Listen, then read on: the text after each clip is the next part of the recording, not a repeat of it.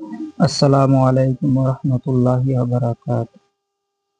হুজুরে পাক সাল্লাল্লাহু আলাইহি সাল্লাম ইরশাদ করেন, দুইটি আমল এমন রহিয়াছে যাহার এহতেমাম করিতে পারলে বেহেশতে দাখিল হইয়া যায়। আমল দুটি খুবই নগণ্য। প্রথমত, সুবহানাল্লাহ, আলহামদুলিল্লাহ, আল্লাহু আকবার প্রত্যেক নামাজের পর 10 বার করিয়া পড়িবে।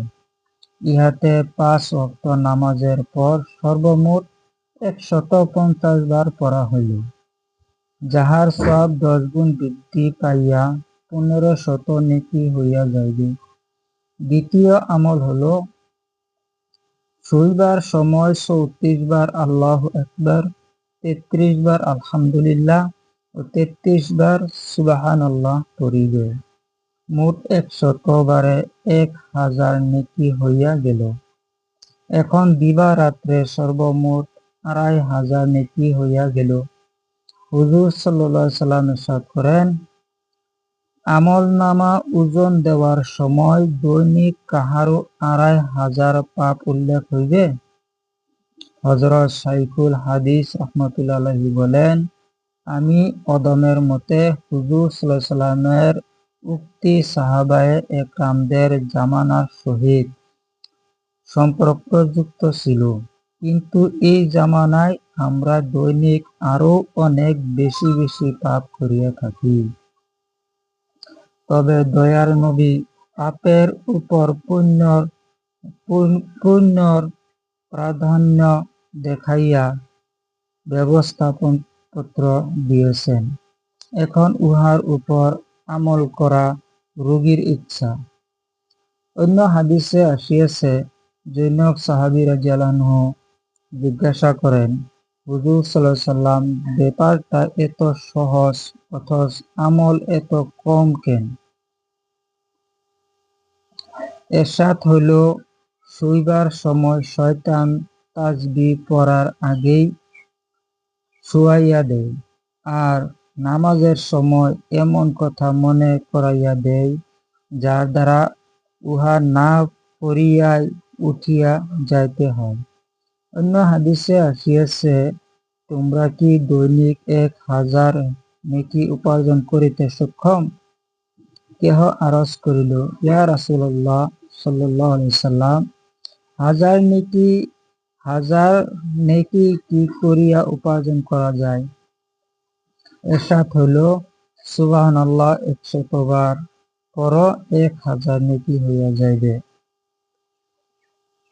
যদিও যাবতীয় পুণ্য চিরস্থায়ী পুণ্যর মধ্যে শামিল, কিন্তু বহু হাদিস দ্বারা প্রমাণিত যে এইসব তাসবিহকে চিরস্থায়ী নেকি বলা হয়।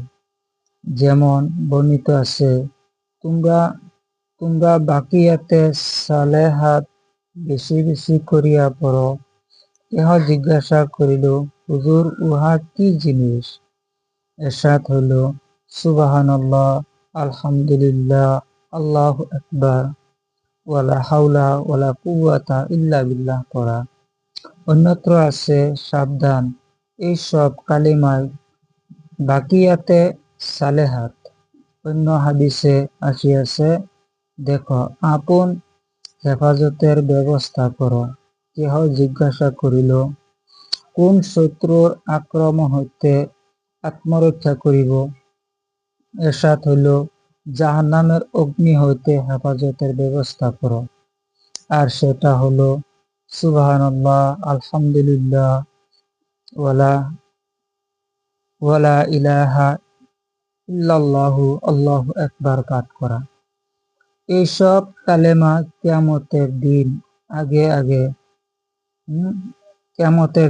আগে আগে থাকিবে, অর্থাৎ সুপারিশ করিবে অথবা বেহেশতে পৌঁছাইয়া দিবে। আর এইসবের পিছনে থাকিয়া হেফাজত করিবে। আমার প্রিয় ভাই ও বোনেরা, আমরা কমসে কম এসব আমলগুলা নিজে জেনে কমসে কম আমলগুলা করি, কারণ আমরা তো সবাই দুনিয়াতে যেতে হবে। কাল কিয়ামতের দিন আমাদের সবের কাজে সব টাকা আমাদের কাজে আসিবে।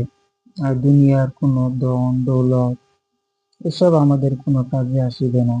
হয়তো যদি আমরা ধন দৌলত হালাল তরিকায় জায়েজ তরিকায় যদি আমল করি বা রিজিকগুলো হাসিল করি, তাহলে আমাদের কাল কিয়ামতের দিন যদি আমরা এই ধন দৌলত গুলা সহি ইস্তেমাল করি, সহি হিসাবে দান করার জাকাত করি, তাহলে তা আমাদের যেটা সব করবো এটা আমরা অবশ্যই পাবো।